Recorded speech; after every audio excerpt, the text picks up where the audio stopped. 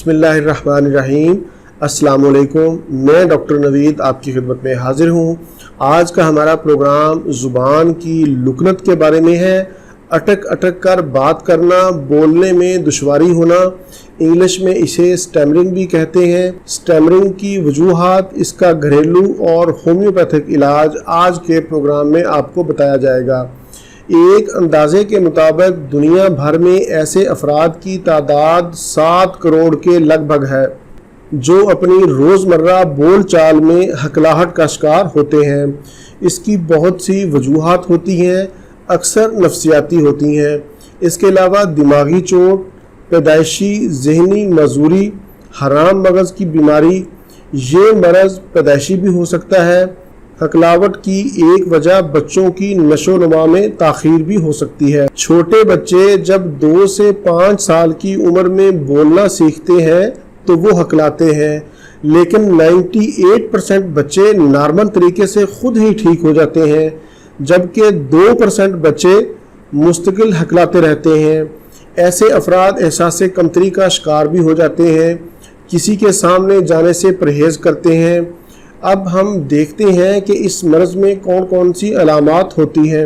ऐसे अफराद टूटे फूटे लफ्ज़ों से बात करते हैं, अशिया का नाम भूल जाते हैं, बोलने में आवाज़ की अदायगी की रफ्तार और लहजे में हम आहंगी ना होना, बोलने की कोशिश के दौरान सांस का फूल जाना, ये तो थी अहम अलामात। अब हम चलते हैं इलाज की तरफ। सबसे पहले मैं आपको घरेलू इलाज बताता हूँ, बहुत ही आसान है। 7 अदद बादाम की गिरियाँ ले लें। एक बात याद रखें कि बादाम आपने खुद निकालने हैं, साबित लेकर आने हैं, मगज़ इस्तेमाल नहीं करने जो बाज़ार से मिलते हैं। मगज़ आप उनके खुद निकालें। 7 अदद मगज़ बादाम और 7 अदद काली मिर्च, दोनों चीज़ों को रात को पानी में भिगो दें और सुबह उठकर इनको रगड़ लें।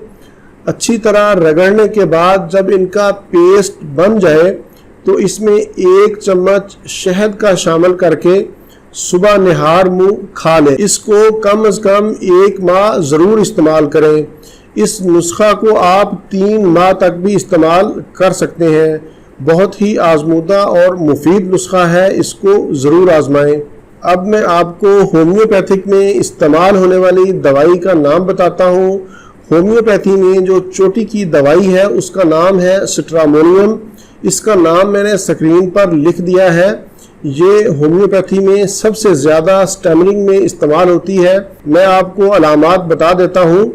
ये दवाई ऐसी अलामात में काम करती है जिसमें मरीज़ बोलते वक्त ज़्यादा वक्त लगाए और लफ्ज़ों को खींच कर बोले।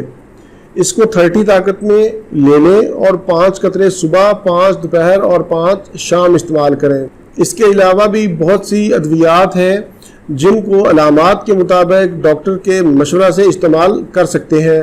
प्रोग्राम से मुतल्लिक़ कोई भी सवाल हो तो आप नीचे कमेंट्स में पूछ सकते हैं। इसी के साथ मुझे इजाज़त दीजिए। दोबारा किसी नई मालूमाती वीडियो के साथ आपकी खिदमत में फिर हाजिर होऊंगा। तब तक के लिए इजाज़त। अल्लाह हाफिज़, वस्सलाम।